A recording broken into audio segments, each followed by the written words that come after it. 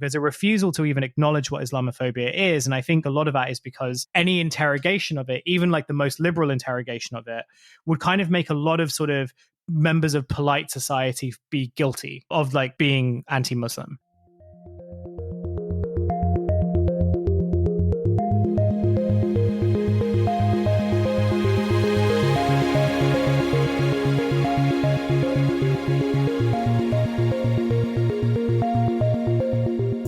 Hello and welcome to Tech Won't Save Us, made in partnership with The Nation magazine. I'm your host, Marx, and this week my guest is Hussein Kesvani. Hussein is the co-host of Trashfuture and 10,000 Posts. Now, you've probably seen the far-right attacks and riots taking place across much of the UK recently.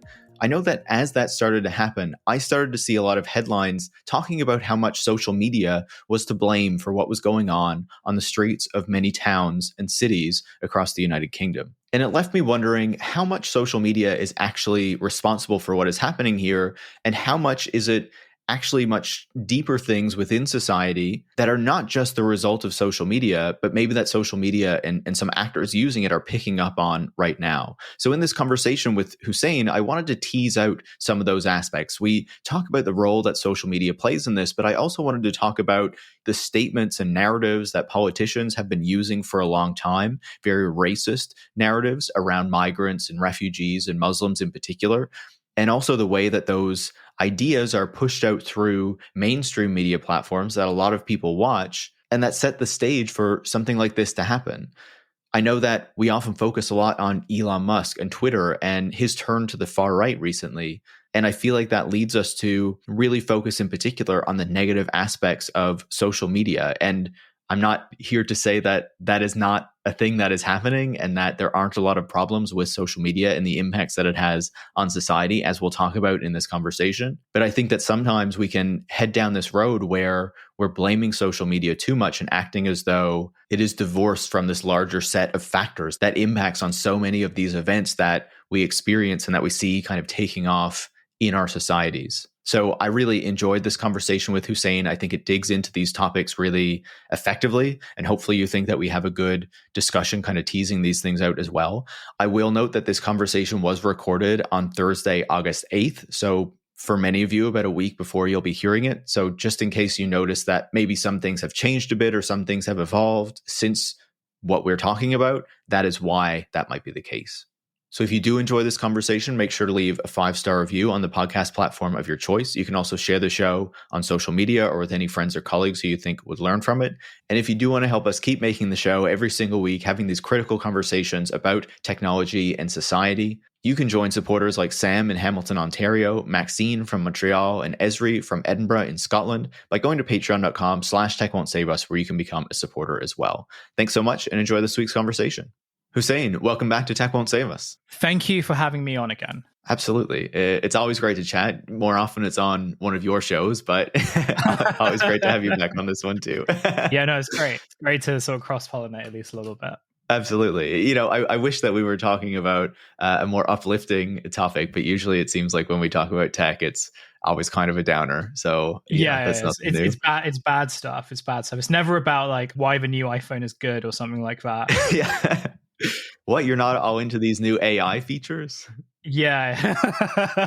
Hussein Kesvani, the number one advocate for Apple Intelligence. I was talking to someone the other day just about how like nobody, you know those things where like whenever a new phone was released, like people would sort of clap you out of like the Apple Store and stuff. I don't know whether that still happens, but like it feels like it's like less of a sort of pronounced thing now. It feels like it's much more, I mean, it was always like loser behavior, but I feel like if you're doing that now for like the new iPad, the new like thinner iPad or whatever, like even the sort of tech guys are sort of like, you're a bit of a loser. Yeah, I can't imagine anyone like lining up overnight at the Apple Store now to get the iPhone 16 or whatever we're on.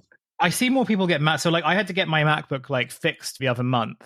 And I'm pretty sure I got swindled. Well, like I definitely got swindled, but in a way where like I didn't really know what to say to them. The reason I brought this up was because I see more people getting mad at the Apple Store now than I used to. There's like the big Apple Store in like Covent Garden in central London. And it's like the place where like if you were to launch a new product, they would like hold a big party. And like it used to be like, a thing where like media people would get like invites to be like, oh, come to the Apple store in Covent Garden and you can sort of get like exclusive like drinks party because we're launching like the new MacBook Air or whatever. Last time I went to go get my MacBook replaced because like it had got some water damage because of rain, of which they just did nothing about other than like, yeah, we can either repair this for you or for like £300 cheaper, you can buy a new MacBook. Because, economies of scale are great. Yeah. But like when I was sort of waiting in the thing where there's like a top floor where people get their stuff repaired, everyone is just sort of yelling at like, or getting mad at like the Apple Genius people for being like, what do you mean you can't fix this very basic function? Like I can't afford to like spend £800 to like buy a new like whatever, right? But it sort of feels like what used to be a place where it's like, okay, we're coming to like fix your stuff, is the solution for every like Mac problem now sort of seems to be like recently like, oh, why don't you just buy a replacement version of it? Even if you have the Apple Care or whatever, they're still going to try to get some money out of you. Yeah, exactly. Yeah, it's not even worth it for that. So yeah, I suppose it's hard to be optimistic about tech even as a sort of like consumer. Yeah, no, I think that makes sense. And I'm sure it's even more relevant seeing what's going on over in the UK now. This is my very terrible segue into what I had you on the show to talk about. Can you give us like a lowdown? I'm sure people have been seeing these images, these videos of these like far-right mobs attacking various cities within the UK. What's going on over there? Sure. I mean, like, so there's two ways of looking at this. There's like the sort of short view and the very, very long view, of which the latter is sort of like, I imagine we'll be talking about that a lot more. But the short view is a couple of weeks ago in a town called Southport, which is in Merseyside, like the closest city is like Liverpool, I suppose. But in this very small town, like it's a summer holidays, like all the kids are sort of out of school. And so lots of places around the country do like summer camps and stuff. One of these summer camps, 3 like young girls were murdered. They were attacked by a knife by a man who we don't know too much about because of like UK reporting restrictions, but he was a 17-year-old who was born in Cardiff to Rwandan parents. In the immediate aftermath of this, there was like lots of speculation online. And because of the UK's reporting laws, which sort of stated that because he was a child, he wasn't allowed to sort of be named, and that like, the proceedings for like something like this had to go through courts for like the protection of children. We've had like other instances of this where like children who have sort of committed crimes, often in their late teens, have been afforded like protections on the basis of being under 18. And maybe to be clear, it was 3 children who were killed in the knife attack, and another 8 children were injured and 2 adults as well. Yes, yeah. Which is something that's often like lost. And even when I'm retelling the story, it's like, oh yeah, that is an important thing. It's not to sort of diminish the scale or like the sort of severity of the attack, because it was really brutal. And like, I think everyone sort of felt like just a lot for the parents of those children and those children as well. But in this sort of aftermath, whenever something like this happens, there's often loads and loads of speculating. And as you can imagine, so much of that speculation becomes racist really, really quickly. So when I was on Twitter and like looking, just kind of keeping an eye on what was going on, it took about like maybe 20-25 minutes before screenshots of the area around this like summer camp were posted online. Now, in one of these screenshots, opposite where the summer camp is taking place, bearing in mind that this is a very small town, but opposite, or like a couple of streets down from where the summer camp is taking place, was Southport Mosque. Southport Mosque is home to a very small community of Muslims who like live in that part of the country. But because of how close it looked on Google Maps, and also just because, racism and Islamophobia being very rampant in the UK and like people are being in denial about it, it didn't take long before the sort of people were like, oh, this is like a Muslim attack, right? And, this was sort of retweeted and reposted, and like the sentiments kind of kept getting like circulating around social media at a very, very fast pace. It didn't take long for like social media influencers to pick it up. So like obviously the most famous one was Andrew Tate, who very quickly started posting about how this person was a Syrian refugee who was like, of fighting age is a term that they like to use. There was no evidence of this, by the way, at all. And then there was a lot of misinformation at the same time that like this man like had an Arab name, like Anwar al-Sharati or something like that, which like from Arabic speakers sort of pointed out that this isn't a real name. This is like, this means like Ahmed the Kitchen or something like that. Like it's not a real name, obviously just to sort of be ignored. And then you have other sort of influences in like sort of right-wing spaces, but also just among sort of very sort of niche British subcultural spaces. Like football Twitter is like a very big one where you sort of have like very reactionary fans who sort of are only identified by like what teams they support. And during the off season, when like football isn't played, like right now, beyond like Olympic football, like there's no games taking place. And so there's a joke that among like sort of people who cover football and who like football more than I do, that like the summer is a time when these guys get really racist because they can't really talk about anything else. But that sort of contributes to it as well. And then like at the sort of crux of this, established far-right groups, far-right figureheads, Tommy Robinson sort of being the biggest one, is a man called Stephen Yaxley-Lennon, who is like a very famous far-right influencer who I suppose like for some of your Canadian listeners might know him as like a very brief time as like a host on Rebel Media. Yeah.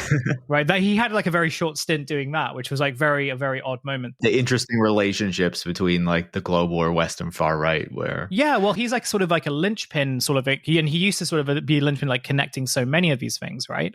And lots of like the sort of the far right across the Western world and like even beyond kind of look to him as sort of being an example of like a successful street mobilizer. And maybe we can talk about that a little bit later. So this was sort of the beginning part of it. And then that evening, or like sort of, I think maybe the next day, as sort of like, you know, the kind of aftermath of the attack and is sort of taking place, there were talks about like far-right mobilizations happening in Southport. A Telegram group was established and very quickly was sort of used as an organizing structure in which like far-right groups from like around the country were basically coming into Southport with the intention of like pretty much starting a riot, which is what happened. The mobilization that was advertised as kind of being a vigil for like, you know, the 3 kind of poor girls who were murdered very quickly sort of became an attack on Southport Mosque. So Southport Mosque, like, then that's probably where like the first sort of set of videos was sort of being shown. But, you know, you could see people throwing bricks into the mosque. You could see people trying to sort of like place a lot of stuff on fire. There were a couple of police cars that were on fire. At the same time, like lots of other marches in that vein were sort of taking place. So in that, and it feels like such a far away, but it was like only last week, but you know, you had these far right mobilizations happening across like different towns, mostly in the north of England, happening at like quite rapid paces. And, you know, so there were like things that were happening in Liverpool, in Hull, I think in Newcastle as well. There were like lots of small towns and cities where these mobilizations were taking place.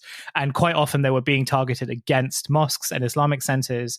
There were lots of stories or lots of like news coming out about like people of color being targeted, especially if like you were Muslim, for example, and this sort of being filmed on TikTok, which kind of accelerated the mobilizations even more. People who were like visibly Muslim or visibly like non-white were sort of told like not to work. But what like the group of people that were sort of being attacked the most were people who didn't really have a choice to sort of stay at home. So you're looking at delivery drivers, people who work in care, gig economy workers, like the people who didn't have a choice but to sort of like go through these streets on mopeds and stuff that were like really dangerous. And, you know, quite a lot of them having either sort of like being beaten up or like not being allowed access through these roads, or in some cases having their cars or their motorbikes like burnt to a crisp.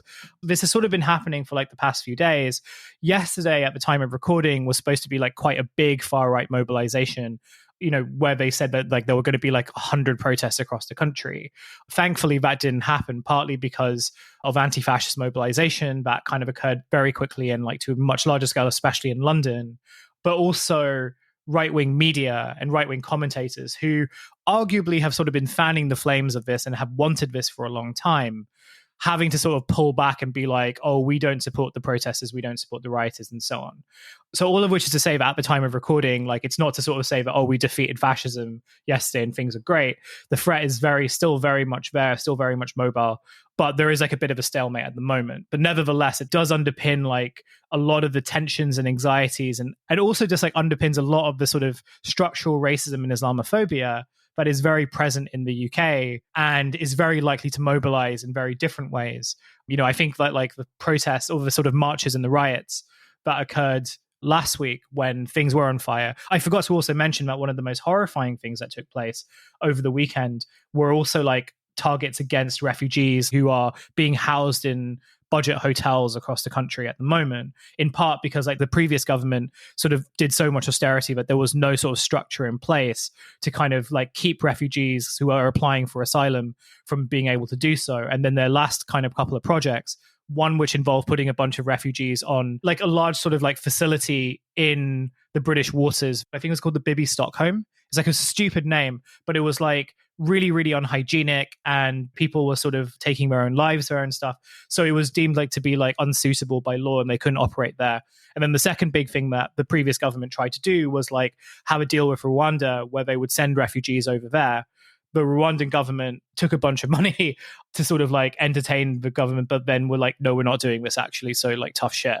And so what we've got right now, I think, is a lot of anti-refugee sentiment, a lot of Islamophobic sentiment, you know, coupled with like the sort of ongoing effects of like long-term austerity to kind of create this tinderbox moment, of which I think the riots of like the past couple of weeks have been one element of, but will not necessarily be the end point of all this. So yeah, that's kind of succinctly what has happened, and I hope that makes sense. Yeah, no, it absolutely does. I appreciate you outlining all of that for us, because what you're saying there, and there's a lot that you explained, but just to kind of reframe it around the types of things that I want to talk about, you know, that led to what has been happening here is obviously, you know, you talked about how social media and how, say, Telegram and these groups have been important to organizing these far-right marches, demonstrations, attacks that have been happening throughout England and Wales and Northern Ireland as well over the past week or so as we talk.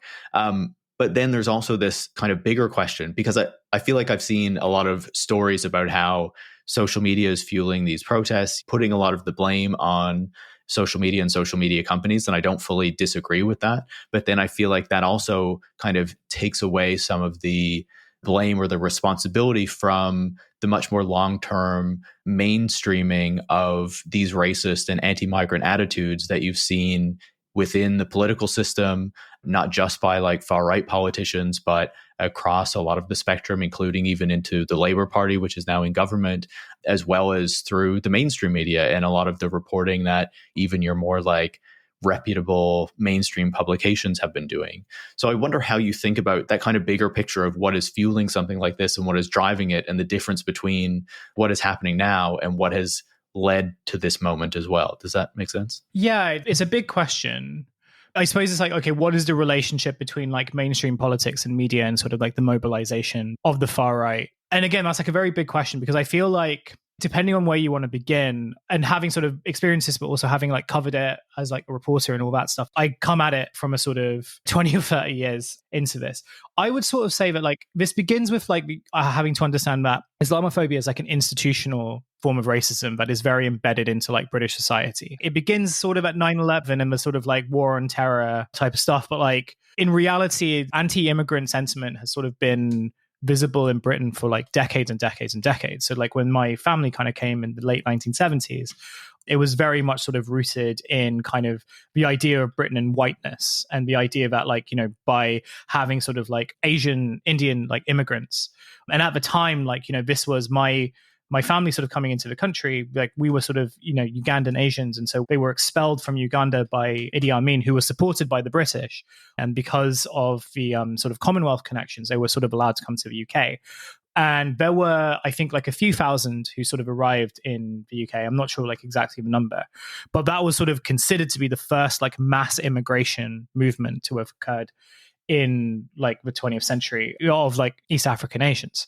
And it was also like, you know, the Ugandan Asians were sort of like the reference point for Enoch Powell and the Rivers of Blood speech, the idea that like, oh, if you have this many coming in, then like, you know, they will soon sort of gain political purchase.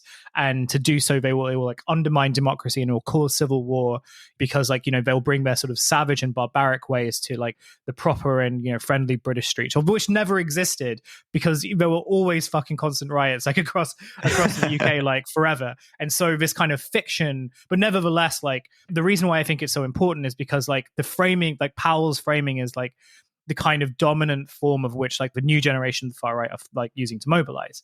It's this idea that like this isn't just sort of like a racial threat, but it's a cultural threat. It's a demographic threat, all of which are sort of like, you know, very kind of prescient in among the far right language today.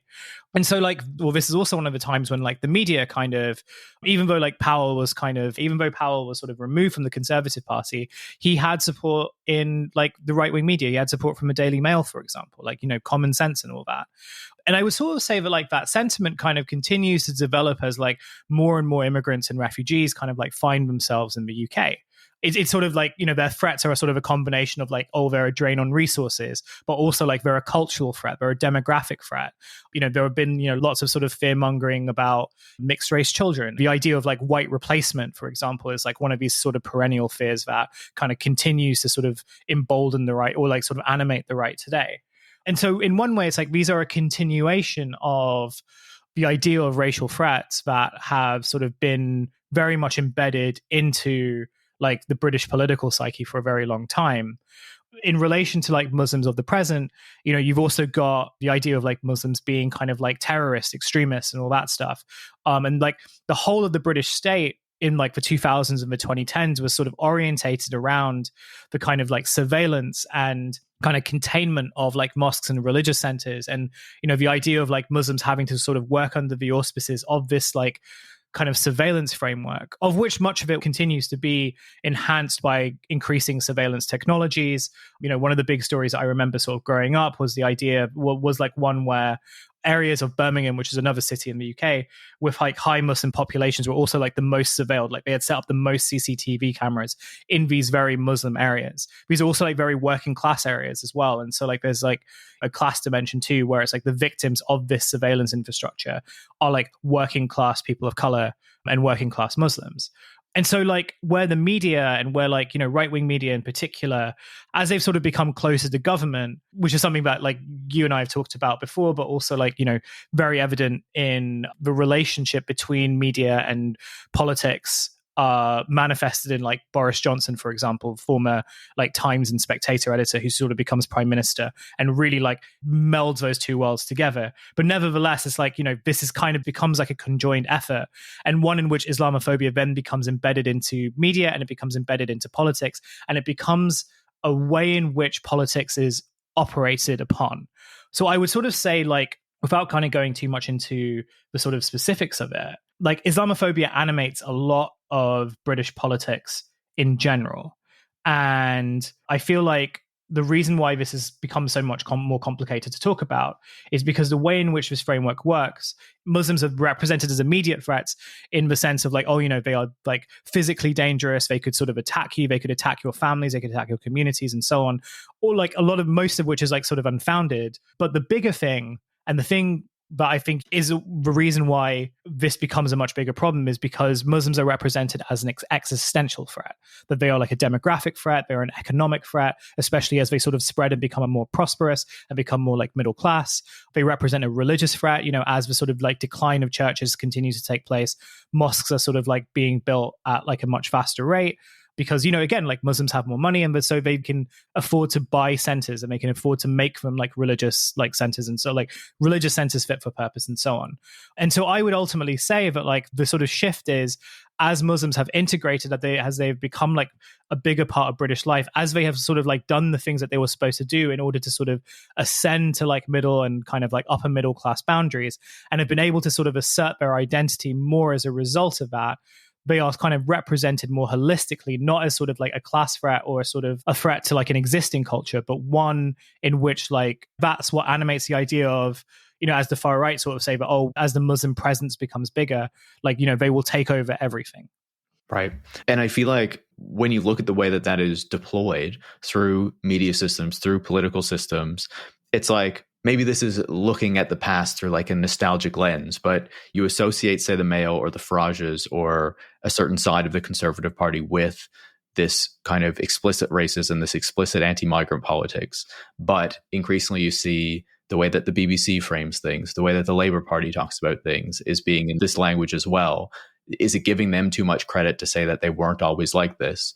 Or have you seen like a notable shift in just the way that these narratives have become widely accepted? I think there's been a noticeable shift, and it's not to sort of say that it wasn't kind of there. But as I mentioned, like as the idea of Muslims as an existential threat becomes bigger than the idea of Muslims as an immediate threat, it is one in which like that shift towards existential threat is something that has been accelerated by kind of right-wing figures that include in public like Nigel Farage, but like in private include like an expansive and much better funded like right-wing media ecosystem. I think one thing to bear in mind, especially if you don't come from the UK, is just how like pronounced the right-wing ecosystem is among like British media types.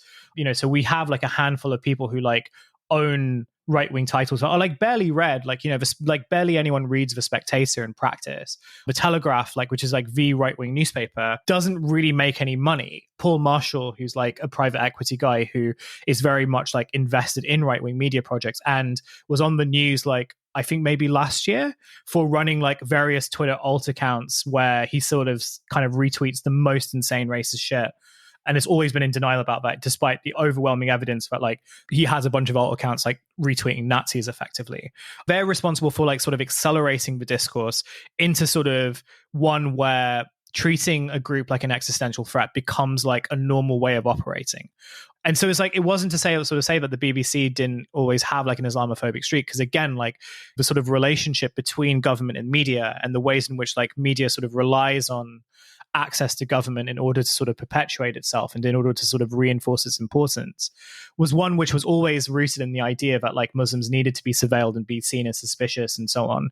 But the shift towards the existential threat is now one where it's like you shouldn't just be suspicious about like the Muslims who are sort of gathering in the mosque in case they're talking about like planning a terror attack, for example, which used to be sort of like the way in which I would sort of at least describe that model in the early 2000s. But it's one where it's just like the idea of Muslims existing is like enough to kind of warrant a type of fear, which is also, again, like why the far right are so sort of fixated on like demographic collapse and the sort of like comparatively Muslims and like Muslim immigrants like will tend to have more children or like, you know, culturally are sort of more likely to have more than 2 kids. And the sort of that feeds into these much broader conspiracy theories around like great replacement and so on, like stuff that you kind of talked about on the show before. So like to answer your question really simply, I would probably say that the sort of like extreme right-wing actors have successfully been able to like push mainstream media to kind of consider the threat to be much broader and much more fatalistic. But the foundations of that type of Islamophobia was evident much before any of these people had purchased or had social media presence. It feels like that's kind of a structural thing as well, right? You talk about the power and the influence of right-wing media in the UK. In North America, what we see is that as kind of these major mainstream media publications have had their funding declined because there's less ad revenue, that what has survived is basically media that can get money from right-wing billionaires in order to fund how they operate or just to buy them outright. Like a lot more of the media ecosystem has been just kind of captured and shifted to the right. And I wonder if that is a dynamic at play over there as well. Yeah, I mean, like, again, I don't think there's like been a shift to the right so much as like, I think British mainstream media has always sort of had like a right-wing tint to it. Again, like proximity to government and where like successive governments have sort of felt like they can kind of cordon off the right-wing threat by granting more concessions. It makes more sense for, you know, to media types, it's like, well, we'll just sort of also grant concessions too. The way that they frame it is like, that's the way that politics goes. Like, you know, centrist politics is one where, you know, you are always constantly having to find the center ground, and the center ground just happens to be going more and more right. And like, you know, no need to interrogate that or like wonder why that might be. Yeah. So I kind of think that like, even though the shift was always sort of moving rightwards anyway, again, it's like, you know, the movement itself is one where I think right-wing actors have kind of been aware that they can push media to sort of get to their level and like government will sort of come with it. And like the added sort of component to this is obviously social media as well. Part of this is to do with like newsroom economics, whereas social media has sort of like taken over how information is distributed and like the speed and the tempo of it, and where like they've gotten rid of journalists and beat reporters and people who would sort of be embedded into like communities, including like Muslim communities and stuff, are now having to sort of guide or like sort of follow the tempo of social media platforms. And so that's accelerated the rightward shift too. And it has made me wonder whether that sort of acceleration has kind of meant that government will also, or like successive governments will sort of do the same thing, primarily on the basis that they will sort of see media types be like, oh, you know, the general public kind of think that there should be like lower or zero immigration, and therefore like we should move the same way because we want to sort of reflect the views of the public, not recognizing that like there are sort of levels of technological mediation that have kind of produced this result. And it's not one that is sort of like wholly honest or even sort of like derived in a kind of like logical way. As a person who is pretty visible and opinionated online, I'm hyper aware of safety and security. It's easier than ever to find personal information about people online, and all that data can have actual consequences in the real world. Delete Me is designed to stop that from happening, and that's why I've been using it. Delete Me is a subscription service that removes your personal info from the largest people search databases on the web, and in the process, helps prevent potential ID theft, doxing, and phishing scams. To put it simply, Delete Me does all of the hard work of wiping you and your family's personal info off the web. Data brokers hate Delete Me. When you sign up, Delete Me immediately goes to work scrubbing all of your personal information from data broker platforms. Your personal profile is no longer theirs to sell. Take control of your data and keep your private life private by signing up for Delete Me, now at a special discount for our listeners. Today, get 20% off your Delete Me plan by texting TECH to 64000. That's TECH to 64000. The only way to get 20% off is to text TECH to 64000. Once again, that's TECH to 64000. Disclaimer, message and data rates may apply. See terms for details.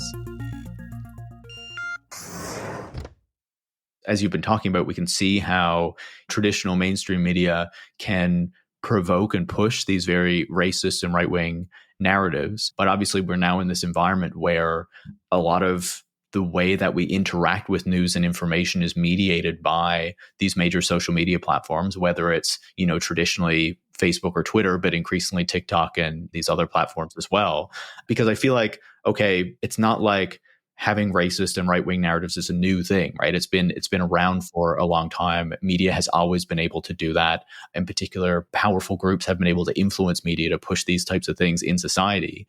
But then how does that change when we move into this social media environment where it feels like the discourse is accelerated? There's less time to check if something's accurate. And if there is, a sort of group that wants to push total bullshit, like saying that this attacker in Southport was a Muslim asylum seeker, then these things can just take off. And before it can be fact checked or corrected, millions of people have seen it and maybe start to believe that. The interesting thing about the riots and stuff that happened was that even when people did point out that, hey, like this wasn't a Muslim guy, wasn't a migrant, wasn't a refugee, all of that stuff, like you could tell people all this and they're like, yeah, but it doesn't matter. Like none of it matters. Right. And so the other question is like, is it even a question that people really want to like hear the truth anymore? Or is it more of a case for like what being on social media and being like in this type of media environment accelerated by these social platforms?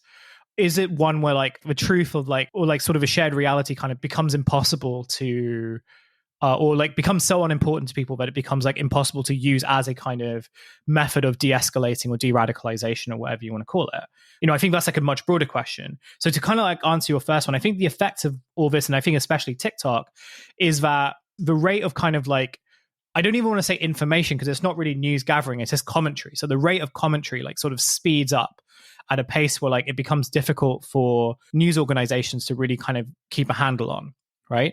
And you've sort of seen this before, like whenever sort of an attack or something kind of like an event takes place, the ways in which social platforms handle this is really, really difficult. And like Twitter at the best of times before it was like massively defunded and de-escalated and descaled was having a difficult time doing this anyway, right? But they had like teams of like fact checkers and moderators and so on who were able to kind of at least try to create a timeline in which like information was sort of coming out at like, a standard pace. But with on Musk's Twitter, like it's all really anarchic. I remember when the riots were sort of first taking place and I was trying to use Twitter to like keep up to date with what was sort of going on.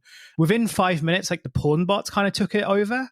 And it's really bizarre because it was just like, you would see people who were like clearly got like a copy paste thing from like a user sort of saying that, oh, I feel so ashamed about the behavior of like, these rioters like who don't care about the little girls at all. And then the picture under it would be like a still from like a porn film. Right. And it was so bizarre that like this had sort of taken over the timeline, like within like minutes of this attack sort of taking place. Then you sort of combine that with like kind of people who are charlatans and who very clearly understand how the algorithm works. And they understand that like you have a small window in which is to sort of say whatever you want. Because like if enough people see it, then like the sort of idea of who did it or what happened is already there. And like it becomes quite difficult then to sort of like take that out of people's minds. I think especially when people sort of go onto these platforms looking to kind of confirm what they believe already happened. And again, that like makes it very difficult to sort of say to people, actually the idea of like how you view the world is not really how it's reflected in reality. because to them, it doesn't really matter. Like they've already decided what's happened. And even if that didn't happen, like even if it wasn't the case, they will just sort of respond, or they will respond by saying something along the lines of, well, it could have happened. It could have happened in that way. So like, you can't technically say that I'm wrong. I was watching like parts of an interview that Andrew Tate did with Piers Morgan earlier today. I don't know why this sort of showed up on my recommended feed. Again, like great algorithmic stuff. You're getting the greatest kind of content there, right? The Piers Morgan show. Well, you know, it's like that meme, like Socrates and Plato, like talking to each other. It felt very much like that. But like credit to Piers Morgan, very minor credit to Piers Morgan. He sort of says, well, look, every aspect, as he says to Tate, every aspect of what you put on social media was incorrect. Like, wasn't a refugee, was born in this country. His parents had like a right to stay. Like they had British passports, so they're citizens, all that type of stuff. And Andrew Tate like basically responds by saying, yeah, but like, it could have happened in another way. Like it could have been a refugee. Refugees have committed violence all the time. And so it's kind of like there are strategies that these people employ that have far less to do with like saying that they're right or wrong, and much more about kind of confirming people's fantasies and confirming people's sort of ideas of how the world works. And I think that's like a much more difficult thing for like people to sort of be able to intervene on. And I think especially on platforms like TikTok, where again, I think like the abundance of content on all platforms, so on TikTok in particular, you know, and TikTok prides itself on this, where it's like, you know, we can sort of cater to so many identities and so many interests and so many hobbies and stuff, that this is going to be the ultimate platform because like anyone can sort of just indulge in whatever they want. But the other side of that is like, well, if you have like a fantasy that is dangerous, or a fantasy that is completely unreflective of how the world works or how people work, or is like dehumanizing, then rather than sort of having places that intervene on that and be like, hey, like that's not how people work, or like you can't just say that someone has like criminal intent based on like the country that their parents were born in before they moved into, right? In the case of this guy, like you can't remove the fact that he was born and grew up in Britain and that his bringing up is distinctly British. Like none of that matters, because ultimately like the way in which these systems work and the way in which they optimize are ones where the sort of, you know, the most successful content is one that kind of confirms your biases and confirms your fantasies and confirms how you think the world works. And so I think that like it's really difficult to articulate, but it's also really difficult to sort of like curtail. But I feel like stuff like riots and stuff where it's already kind of anarchic to begin with. News gathering in those types of environments is incredibly difficult. I've covered riots, I've covered protests, I've covered marches in the past. It is like very, very difficult, even as like a news gatherer, to sort of like develop information and distribute and like sort of send it to an editor and get it kind of fact checked and stuff before it goes out. Now, like with the sort of like demand to do that within seconds, like that's basically impossible. So what you've got is like a very anarchic, very chaotic information system that is willing to give you whatever you want to kind of confirm your view of the world, versus a very old and like somewhat kind of like outpaced system of news gathering, where you also have like a massive level of distrust, in part because the sort of traditional form of news gathering has become so dependent on the tech side of it, even though like their methods of gathering and distributing information, like I would probably say is like almost diametrically opposed to each other. Yeah.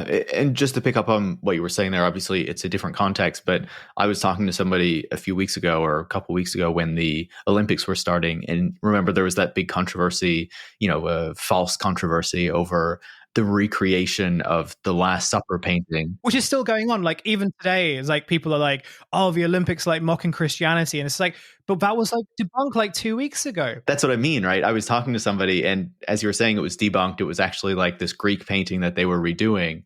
But I was talking to somebody who was like, "No, that was the Last Supper. They were making fun of Christianity because like that is what they wanted to believe," and it was like you couldn't say anything that would convince them differently, and you know, that happens on so many different issues, and it doesn't need to be this big thing that is like fueling, you know, kind of far right riots across the country, but it can be on just like so many different smaller issues that then creates, as you're saying, this like alternate world that someone is living in, this world where the reality doesn't matter anymore, because if a narrative fits with what you want to believe or the types of things that like appeal to your personal beliefs, then all of a sudden you're in this world where you're just seeking out the information and the confirmations to what you're hearing. And you can probably find news stories that are basically saying that too, because some news organizations are just picking up on whatever the thing on social media is, and then we'll correct it in another story later.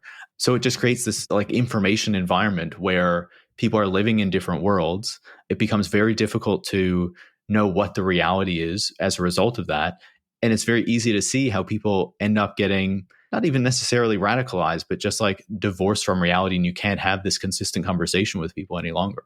Yeah, exactly. It opens up a lot of questions in terms of like, well, the sort of social effects of this are really evident. So there are lots of like live streamers and stuff who go to these protests because, again, like another way of making money out of chaos is by like live streaming it, apparently. And so you have these guys and you've got them everywhere who will go to protests and be like, oh, why are you protesting? And like a lot of these channels like very clearly have an intention of like, we promote right-wing views, but we try to do it under the guise of like, oh, we're just sort of going around asking questions. These people aren't racist, they just love their country, etc.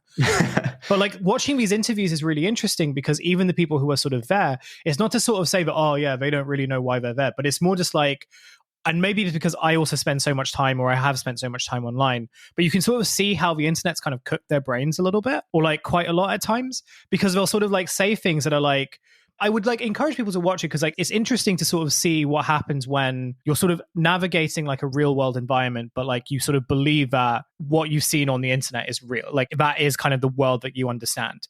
Because like in some of these interviews, they'll kind of, so for example, one of them like was asked like, oh, why have you come to this like, Southport protest, or the right wing thing? And they'll be like, and they'll sort of say that, oh yeah, I'm here to like pay my respect to the little girls who have passed away. Okay, fine. But then like a second later, they'll be like, yeah, but all these like, slur inserted there, like, they've come in and like, they take all the money and they take all the jobs and they're setting up mosques everywhere. And like, there used to be a pub down the road and that's a mosque and everything. Like that's not true. Like there's no evidence of that, but it's just like, it feels like an assemblage of stuff that they've kind of read or they've seen on their phones. And like, maybe some of it they've also sort of invented in their head as well. Like, so where your sort of reality kind of becomes like an assemblage of all these things that you've kind of consumed online, put together by people who have sometimes nefarious ambitions, but sometimes just like they'll just sort of put stuff out there because you can do that, right? Like what's the effect of just putting out like fiction? You never know. I've also seen like right-wing Twitter accounts like, praise themselves for being able to like insert like pieces of misinformation that they sort of felt kind of got a lot more traction than they expected. Like, that's kind of a game to these people. I always go back to this thing that Adam Curtis said like years and years ago about how eventually like the internet will sort of become this place where like you go to sort of mostly go for entertainment, but like you kind of never know what's true and what isn't. And it's not to sort of say that like the internet will be full of lies or like it'll be full of truths, but it's more like you'll sort of approach everything with this idea that you don't actually know whether what you're reading is true or valid or whether it's not. And for some people, that'll be like a really scary experience because it'll be really dislocating and really detaching. But for other people, it'll be like immensely entertaining because like, again, so much of being online and so much of like experiencing online is primarily for entertainment. Like the Riot live streams are a form of entertainment. It's not really journalism. The stuff that Tommy Robinson does is primarily entertainment, and he knows it. Like in the week before the Southport attack, like Tommy Robinson had a very big demonstration in London where he screened an 1.5 hour long film where the entire film was just like about why he couldn't, even though a court told him to stop harassing this like teenager, why he refused to stop harassing a teenager. It was an 1.5 hour long film about how he was a victim because he couldn't stop harassing a teenager. It's like insane. But again, it like frames this idea as like, well, these people sort of see it as entertainment, but they see it as entertainment that leads to kind of material effects. And so again, to kind of go back to like where like British media, which is very right wing, like where it has sort of struggled to kind of keep up the pace with it, they cannot be the same type of entertainment platforms as all these other sort of like anarchic creators, some of them having right-wing agendas and some of them having fascistic agendas, but some of them just wanting to cause chaos and mischief. And because they'll never sort of be able to sort of match to that, their only choices really are to kind of like try to shut them down. And in some cases, like what's been interesting is like the right-wing kind of papers in the UK, oddly enough today, have sort of like had front covers, which is like, oh yeah, the night when the fascists were sort of taken down. And it's like insane to look at because it's like, well, but you didn't like the anti-fascists. Like you've been sort of printing stuff for years and years saying how they were like destroying the country. Like you have kind of laid the foundations for something like this to happen. But then, other right-wing kind of outlets and, your sort of GB News, Talk TV, which are like the very right-wing end of it, having to sort of accommodate a lot of these content creators purely on the basis that they know that they're never going to sort of get as much traction as these guys. So I think it's like a very messy media environment, one where a lot of chaos can sort of ensue, but one in which like the content creators who don't have any strings kind of pulling, like holding them in and no real regulation are sort of like, well, I can create great entertainment by sort of just framing Muslims as like more of an existential threat than like the Daily Mail ever could. Yeah, this will drive engagement and will really rile people up. So I'll get my viewers. But you were talking about how you can tell that some of these people have their brains like cooked by the internet. And it's clear that one of those people is the owner of Twitter X himself, Elon Musk, who we've seen become a major right-wing influencer of his own. We talked in the past, and there's been like this ongoing conversation and discussion about how Facebook has helped to fuel right-wing politics in the past because of the way that it has decided to treat its platform. We know that YouTube has pushed kind of right-wing extremism in its algorithms. Twitter is not immune from that, but since Elon Musk has taken over and the changes that he has made to the platform have made it so people on the right basically get boosted a lot more. All of this kind of right-wing misinformation, these right-wing narratives get boosted. And then he is also doing the work of boosting them, whether it is the anti-migrant stuff, whether it is the great replacement stuff, as you were talking about, the explicitly anti-Muslim narratives. And now with these riots going on in the UK, he has been participating directly in that, tweeting that civil war is inevitable. I believe that was after the first night that these went on, or the second, like very early on. And just recently, he retweeted this fake headline posted by Ashley Simon, who is co-leader of Britain First, a far-right party, that talked about how the UK government was going to set up detainment camps on the Falkland Islands for these protesters, which was completely false, taken from a Telegram group, made up. But Elon Musk quote tweeted it and said detainment camps, and took a while to delete it. Like, what do you make of, one, I guess, how social media platforms in general kind of fuel this stuff, but also how when you have someone like Elon Musk who is participating in that, how does that become so much more difficult then to try to rein this stuff in? I think this is such a good example of like how the fiction is sort of like all that's important to these people, because like in the aftermath of the riots, and like I think some of the right-wing sort of like the sort of people who participated in them, well, one of the things they weren't expecting, I think, was that like right-wing media would sort of kind of turn against them, or like have the appearance of turning against them, which is not to say that they don't, like, they've sort of stopped believing in the same things, but it's more just like, oh, the optics of this are really bad, right? And so we can't be seen to like sort of put the rioters. And so like one of the things that I think they've sort of really latched to is the idea of like, well, we have to sort of be perpetually seen as victims, right? And so, yeah, we tried to burn down a hotel of children in it, but like, actually, we were just doing it because we were scared for our children. We were scared, but like, our children's safety. Why does no one talk about our children's safety, and so on? And so like the element of victimization is really important. So, and this is where like fake news content or like fake kind of images and stuff become so important, because really what's happening is that like the reinforcement of the victim narrative is so essential for like perpetuating this movement. Like they need these types of grievances and everything. And I also imagine that like that probably is the thing that resonates with Elon Musk as well, that like he has to kind of perpetually see himself as a victim because, his platform's not doing great and advertisers don't want to do it. And like, I imagine he's also becoming more and more alienated by like people who used to be his friends. And like, obviously he's going through a child custody battle with Grimes at the moment. This might be him trying to like blow off some steam after going through that child custody battle. Yeah, he has a trans daughter who's airing all his dirty laundry. So like he's probably not having like the best of personal times right now. Just as a side point, like I didn't realize that he had hired Andy Ngo as like an official fact checker of like community notes. Like Andy Ngo could be bullshitting because like Andy Ngo has a reputation for doing so, but on his Twitter bio he's like fact checker for community notes. I had no idea how it worked because I assumed that community notes was like user-based thing, and like, someone could put in a community note that's sort of like, yeah, this person sort of is making up bullshit.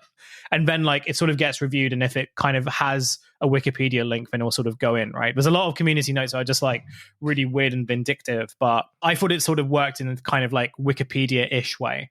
But apparently like, yeah, there are like designated in-house fact checkers in Twitter, although Andy Ngo seems to be the only one who sort of admitted that he's doing it. And I'm really fascinated by like that, or how that happened, or like why that, like how that's going to work.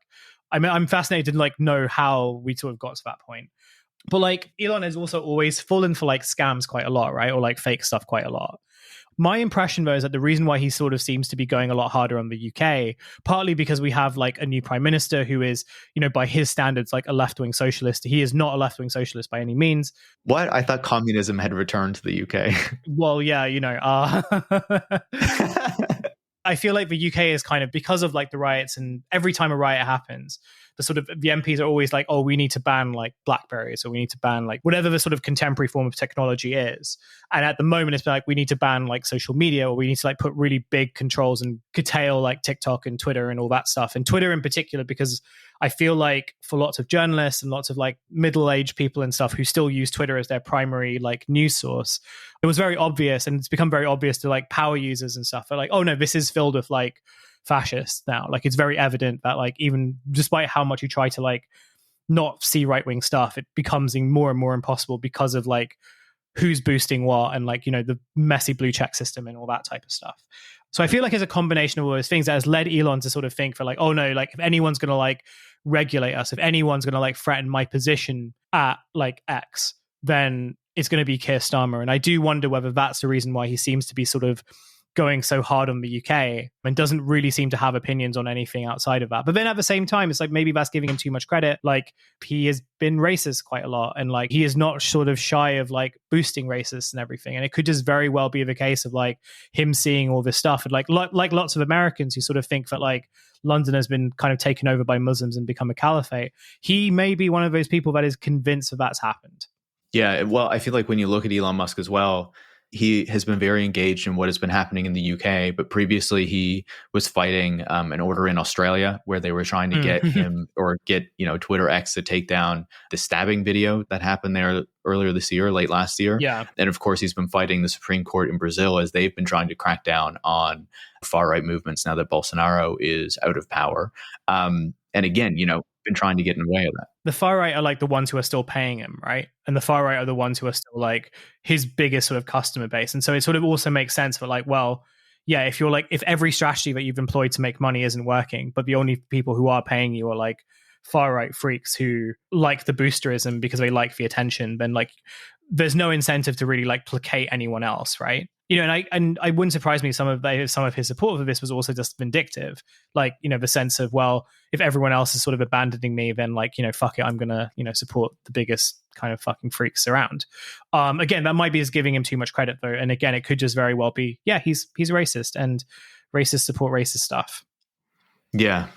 Well, it could be a bit of all of it too, right? I think he's definitely a racist. We know he's a transphobe as well.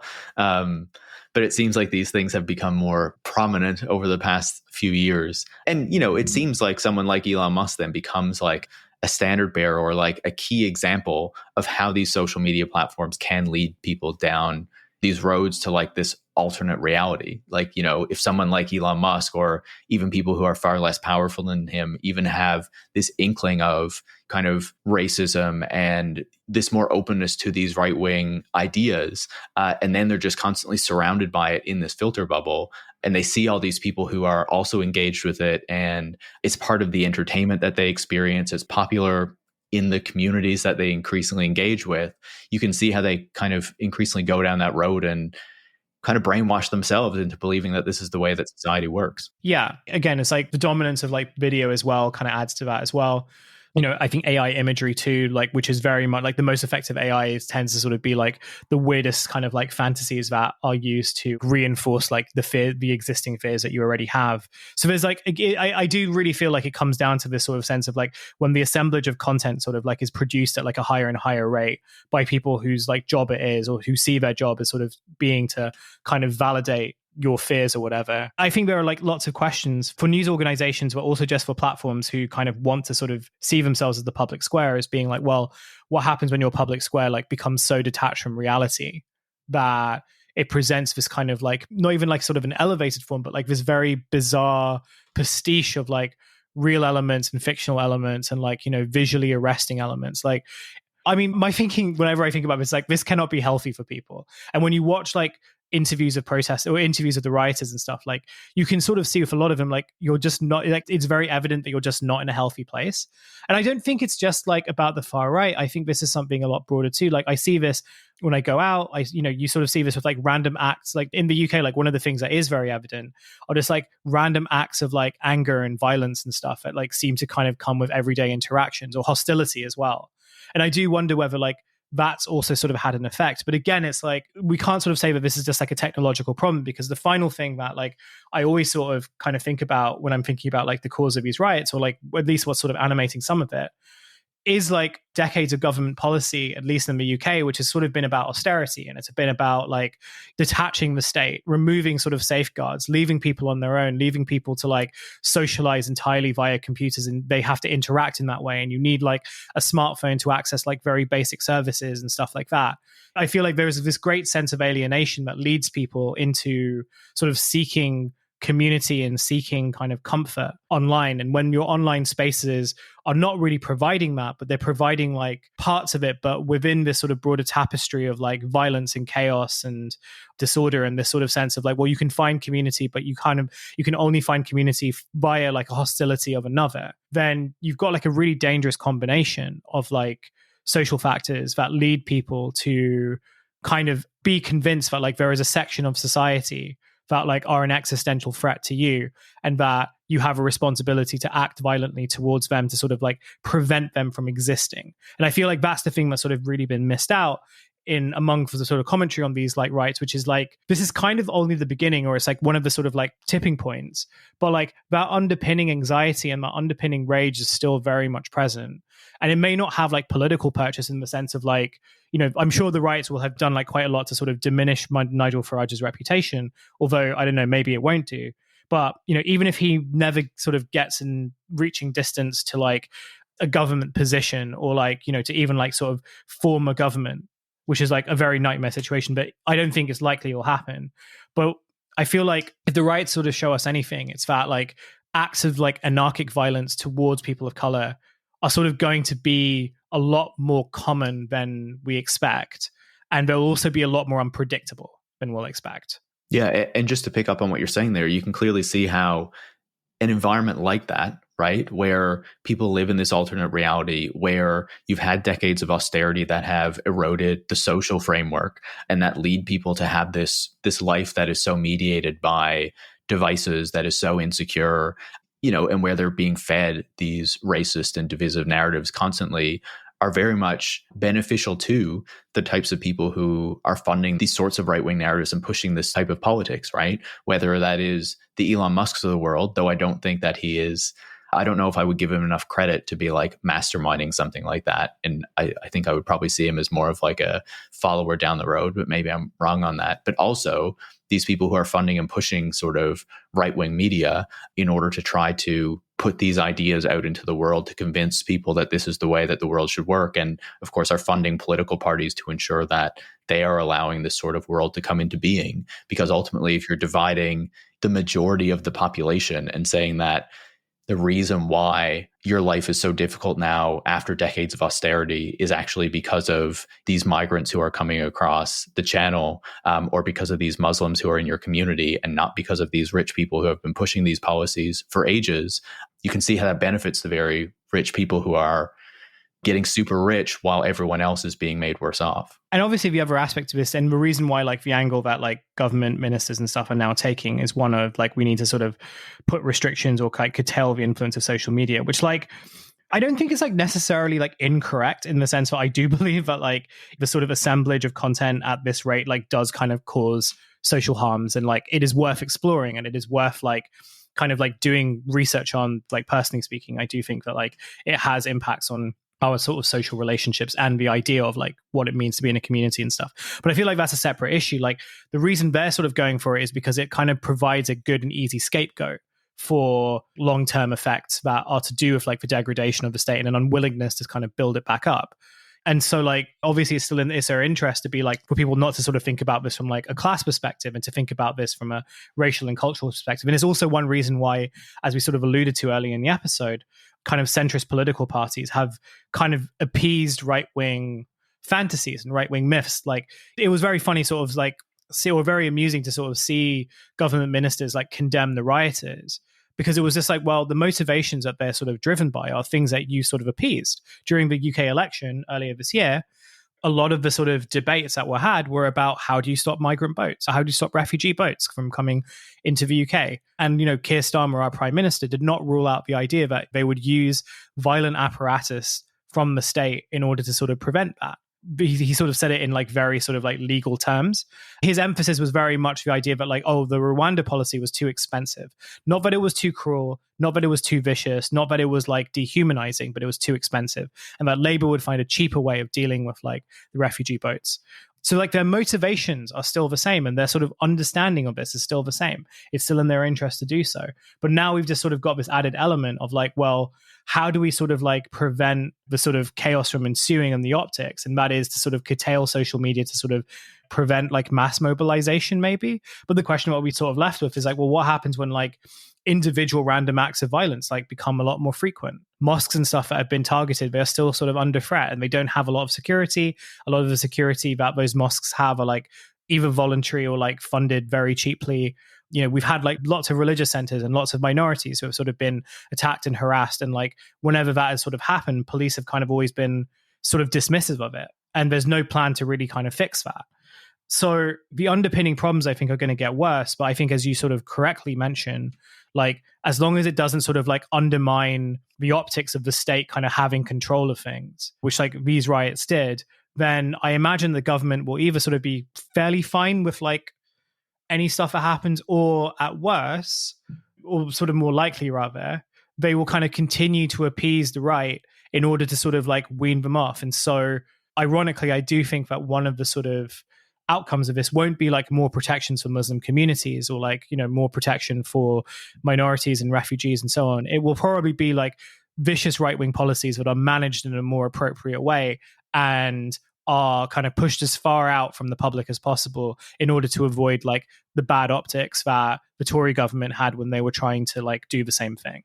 It's a pretty grim potential future, but you can clearly see how that is a very likely direction for things to go. I wonder, recognizing everything that you've said and that the roots of these riots throughout the UK are much deeper than something about social media. And a lot of the talk about social media is about dismissing other factors that have clearly contributed to this over a long period of time.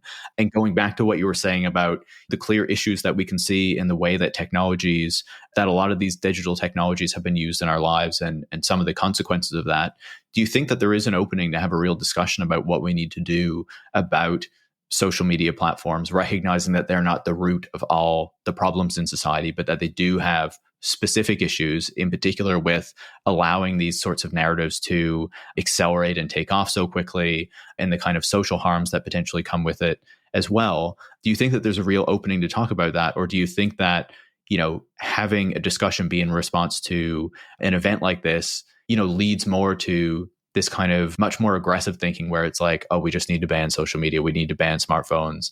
Like, it's not a very productive discussion. What do you think needs to happen there? Yeah, I mean, I feel like you'll sort of be, the discussion that will be had in the UK will be like on extreme ends. So you'll have like one side that will be like, social media is the problem and we need to sort of like curtail it, ban it for children, ban it for teenagers, whatever. Like the continuation of the whole, like, you know, teenagers shouldn't have smartphones type of thing. But I think the other side, which I think is like one of the things that I've sort of been watching on the news, are like commentators who are like, oh no, you know, the government shouldn't ban social media, or it's like, you know, it's like individual actors that are doing so. But like these are right-wing commentators who like are also just as Islamophobic. But for them, it's like they frame the Islamophobia as like a free speech issue. So any curtailing of it would sort of like, or even any sort of like interrogation as to like, okay, what is Islamophobia and what does it kind of like mean? And what does it mean to like, what is sort of like anti-Muslim prejudice and stuff like that? So in the UK, for your listeners who don't know, like, you know, there was like a report that came out. The definition of Islamophobia is still like not official.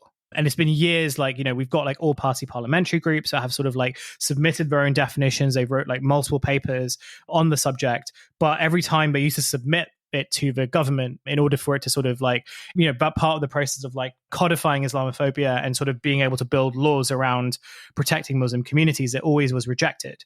And it was rejected on the basis by, you know, a very right-wing government who are just like, well, we think that this will like impede on free speech issues, you know, and so, you know, freedom to criticize religion or whatever. So they just sort of rejected the whole thing. And for a period of time, they had their own definition of it, and their own definition really amounted to stuff like, if like a Muslim is attacked for being Muslim, then like, you know, that's Islamophobia, but they wouldn't really kind of expand beyond that. And even then it wasn't sort of made into law, which is to say that like there's a refusal to even acknowledge what Islamophobia is. And I think a lot of that is because any interrogation of it, even like the most liberal interrogation of it, would kind of make a lot of sort of members of polite society be guilty of being anti-Muslim.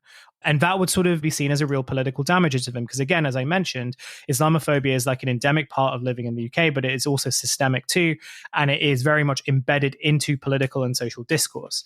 To acknowledge that it's a problem would almost be to be seen as to criticize British society itself, which is why it's always been framed as a free speech issue. And so to try and answer your question, I think it'll exist on both sides of those spectrums. I don't think that this will be the thing that initiates a conversation as to the harms of social media. I think it'll be most of the stuff right now in terms of the basis of the online safety bill was about pornography, and it was about the threat of both online pornography and it's sort of been rooted in the protection of children and the protection of women and so on. So whether it expands to sort of the protection of minorities and stuff, I'm not entirely sure. I'm not convinced that it will for a while. But my take on this is that I don't think that this will sort of trigger a serious conversation about the effects of social media. I feel any conversation of it also has to interrogate how British society actually works and functions and who holds power and how power actually manifests in this country. And I think for an elite class of people who have been able to obfuscate it so cleverly for a long time, there's no incentive to sort of do that. It would uncover too much of the deep-seated underbelly of how British class power actually works. And so until they can find a way to avoid having that discussion while also being able to regulate social platforms, I feel it's always going to be these things that's going to be said, stuff oh, we should have a conversation about social media's effects on society, but nothing materially will really happen. And then the final thing, I guess, is also just the British government's dependent on tech to kind of solve their problems. Kind of throws that's a bit of a spanner in the works as well, right? Britain still wants to be seen as a hub for tech and social media platforms and the place to do business and all that stuff. For all its kind of hostility towards Musk, I imagine that it still wants X to have a presence in London and so on. And I feel that dependence on technology as a means of projecting progress, but also as a means of kind of curtailing the effects of austerity, it is not in the British state's interest to really challenge tech power and its relationship to the state in a way that ought to be done if there was actually an incentive to solve this problem. Yeah, I do wonder if we ever hit a moment where that shifts, right? And where it's not worthwhile anymore to keep allowing these companies to run roughshod over regulations and over society and what have you. And also, the interrogation of what that free speech means, right? And how free speech has been deployed and grabbed by people like Elon Musk, but also these other people you're talking about, these right-wing commentators who use it for their own benefit to try to ensure that the types of narratives that they want to get out there can get out there and they can try to defend them through the lens of free speech. Hussein, I know there's always a ton that we could talk about. We could keep going on for ages. It's great to have you on the show again. Thanks so much. Thank you so much. Yeah, there was a lot to talk about, and I'm glad that I got to do it on your show. And as you mentioned, this will be an ongoing thing. So I'm sure that we'll be able to talk about it again in the future. Hussein Kesvani is a co-host of Trashfuture and 10,000 Posts. Tech Won't Save Us is made in partnership with The Nation magazine and is hosted by me, Paris Marx. Production is by Eric Wickham and transcripts are by Brigitte Pawliw-Fry. Tech Won't Save Us relies on the support of listeners like you to keep providing critical perspectives on the tech industry. You can join hundreds of other supporters by going to patreon.com/techwon'tsave us and making a pledge of your own. Thanks for listening, and make sure to come back next week.